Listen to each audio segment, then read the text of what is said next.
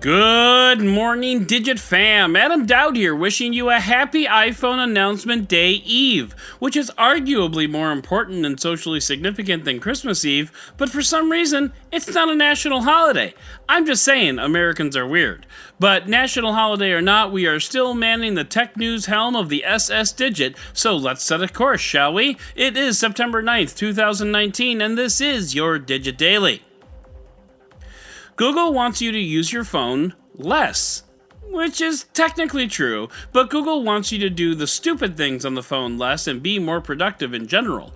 2 years ago, that resulted in Google Duplex, which would call a restaurant for you and make reservations. You wouldn't have to negotiate start times or anything like that, just tell Google you want a table for two at Brioche's at 8 o'clock on Saturday, and Google makes the call for you. I've used it, and that feature is pretty neat. Now, according to rumors from 9 to 5 Google, the next step of that plan is to let Google Assistant wait on hold for you because your call is really important to us. So important that we're going to entertain you with crappy music, stupid facts, or, in the worst of all cases, both. And by the way, your call may be monitored for training purposes, which remember back in the 80s when contractors would listen to your Google Assistant requests, except that they weren't Google Assistant requests, they were actual phone calls, and they weren't contractors, they were actual employees. How did we manage to make that worse? Sorry for the digression there. So Google Assistant will wait on hold for you, detect when a person picks up, presumably have some short conversation with the person who picked up, and then send you a notification that it's time to start screaming at a live customer service agent because, let's face it, no one calls customer service when everything is great. And speaking of that short conversation, I hope it goes something like this. Hi, I'm Google Assistant. The person who called you will be picking up the phone shortly. Your customer service is very important to us, so please stay on the line and this caller will be with you shortly.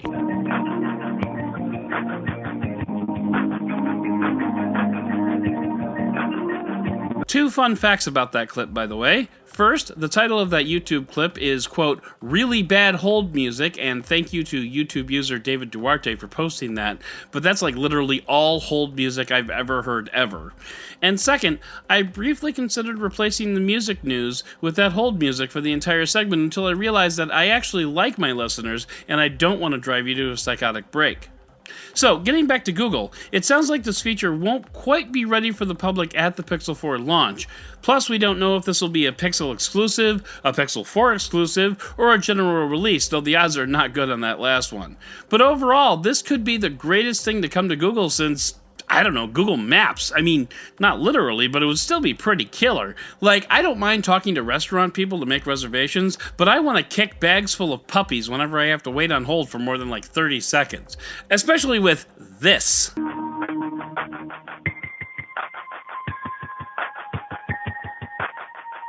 Oh, for the love of everything holy, make it stop, Google, make it stop! Okay, fine. I'll buy the Pixel 4, just anything to make it stop. So, now that we're all familiar with Google's evil plan, let's head into the Roundup!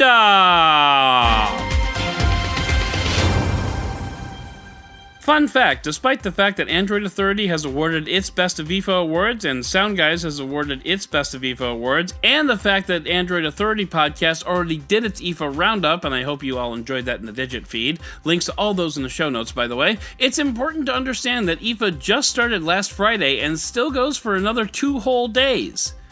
Actually, it's really not that important that you understand that at all. Trade shows are for trades. Media days before trade shows are for news. It's kind of fascinating once you realize that. The Huawei Mate 30 will be dropping at some point in the next couple of weeks, but Huawei is still not allowed to work directly with Google on any new hardware, and the Mate 30 is decidedly new. So, Harmony OS, right? Well, no. Actually, Huawei is working with a few developers who could allow users to install the Google Play Store and Google Play services through a third-party service. Basically, it'd be like an app store that has the Google Play App Store app, kind of like Appception. It's a little crude as far as workarounds go, but let's face it, most loopholes are. But despite all that, they still can't sell the phone in the US.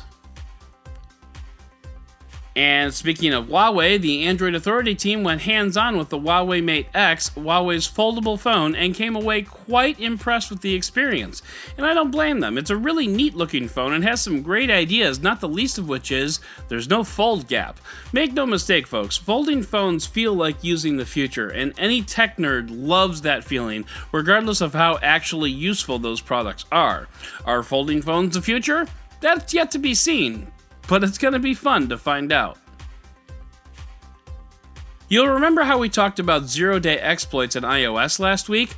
Well, Apple responded to those attacks, and most of the argument was throwing Google under the bus. The Verge has a complete breakdown of Apple's response and why it's insensitive to say the least, but The Verge did miss one point. Apple seems to want to minimize the damage here by pointing out that the websites in question were focused on the Uyghur community in China and only lasted for about 2 months. Fine.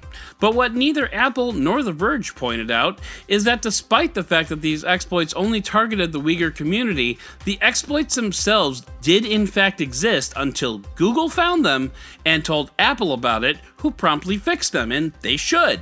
You can try to minimize the implications of the exploits by pointing out that only a marginalized minority of users were targeted, but first of all, you can't deny the fact that the exploits existed, and just because no one decided to steal your car, it's still a really bad idea to leave your keys hanging from the ignition. But also, saying this wasn't so bad because only the Uyghur community was targeted is like saying, well, this deadly virus isn't so bad because it only kills people named Felicia, because I can think of a few Felicias who might think that that was pretty f***ing bad, Apple. And finally, Volocopter received a new round of funding in its autonomous air taxi venture.